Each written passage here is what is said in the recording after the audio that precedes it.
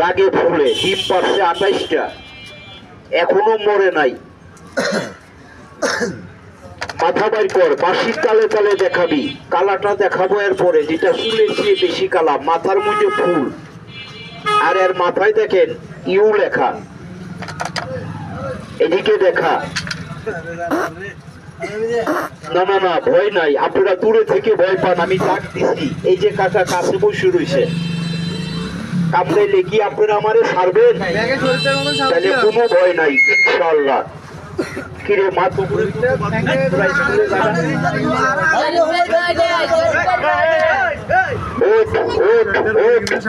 অল্প বাঁশির তালে তালে দেখাবি, কামড় দেওয়ার চেষ্টা করবি না। তুই কিভাবে বিন বাজাইলে নাচিস, মানুষে দেখবে, তোরে খুশি হয়ে 2 টাকা 5 টাকা দিবে।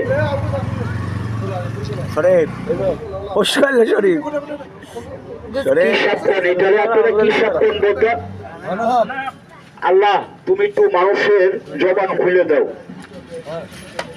দেখেন পেটে কিছু নাই, ডিম পাইলে একটু দুর্বল হয়ে গেছে গা। 1টা 2টা না, 28টা ডিম পারছে। এই সাপটা যতই দুর্বল হোক, এখন যদি গর্তের ভিতরে চলে যায়, এই সাপে যদি নেজ বাইরে থাকে, টানলে কি সাপ গর্তে থেকে বাইর হবে? কি কয় দেখেন, কয় সাপ টান দিলে ছিঁড়ে যাবে, তাও গর্তে থেকে বাইর হবে না। কেন জানেন?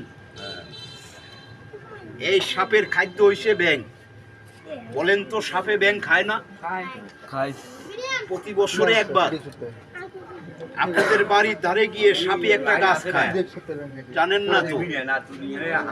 এই সাপের ভিতরে নাগ নাগিনী থাকে না? বেদবি মাফ করবেন।